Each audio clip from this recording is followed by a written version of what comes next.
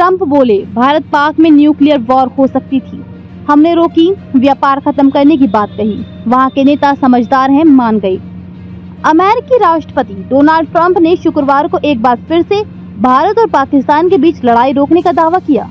White house में अरबपति कारोबारी एलॉन मस्क के साथ प्रेस कॉन्फ्रेंस करते हुए उन्होंने कहा कि भारत और पाकिस्तान की लड़ाई न्यूक्लियर तबाही में बदल सकती थी।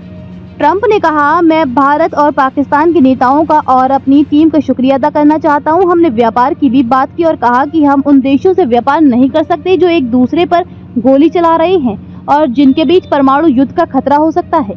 ट्रंप ने कहा कि वहां के नेता समझदार हैं, उन्होंने हमारी बात मानी और लड़ाई रोक दी।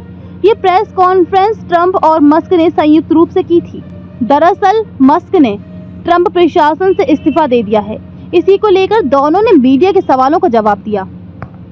प्रेस कॉन्फ्रेंस में ट्रंप ने मस्क की तारीफ की और उन्हें शानदार दोस्त बताया। उन्होंने कहा कि हम आपको याद रखेंगे। ट्रंप ने कहा कि मस्क सरकार के काम करने के तरीके में बहुत बड़ा बदलाव लाए हैं।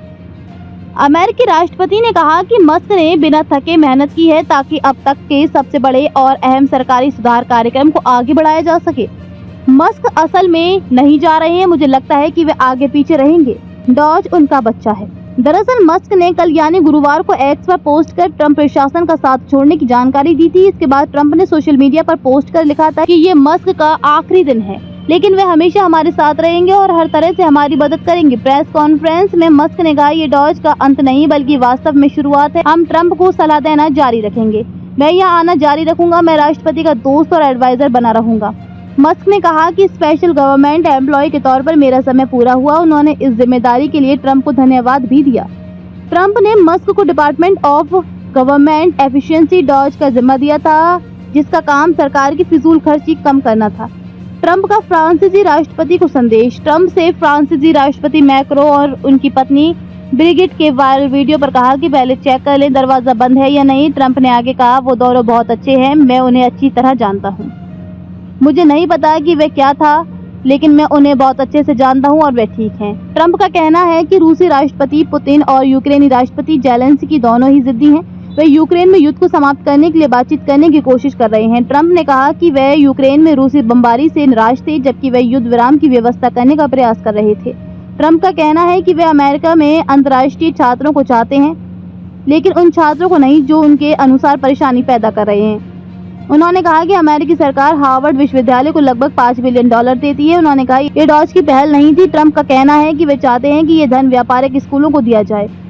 ट्रंप ने बताया कि डॉज का काम जारी रहेगा। कुछ कटौतियां बिग ब्यूटीफुल बिल में भी होंगी। ये वही विधेयक है जिसे लेकर ट्रंप और मस्क के बीच मतभेद आया है। ट्रंप ने कहा, मस्क की अगुवाई में कई बेकार और गैर जरूरी सरकारी कॉन्ट्रैक्ट को खत्म किया गया है और कई अन्य कॉन्ट्रैक्ट का रिव्यू किया जा रहा है। ट्रंप बोले, मस्क की अगुवाई में डॉज ने कई कटौतियां की हैं, जिसमें 1.62 लाख करोड़ की बचत हुई है। मस्क दुनिया के सबसे महान बिजनेस लीडर्स और इनोवेटर्स में से एक हैं।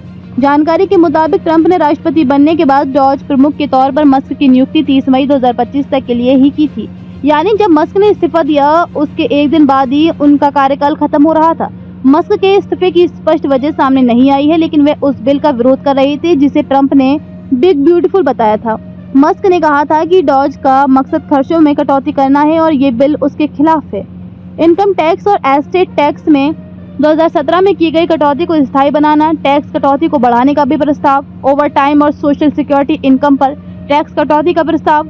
व्हाइट हाउस का कहना है कि सालाना 30 से 80 हजार डॉलर की कमाई वालों को अगले साल 15% कम टैक्स देना होगा। अवैध इमिग्रेशन रोकने के लिए बॉर्डर सिक्योरिटी और अमेरिकी सेना को मजबूत करने पर ज्यादा खर्चा करना।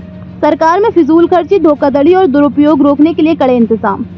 डेट सीलिंग यानी सरकार कितना कर्ज ले सकती है उसकी सीमा बढ़ाना। ये सीमा समय समय पर बढ़ानी पड़ती है ताकि सरकार अपने बिल और खर्चे चुका सके।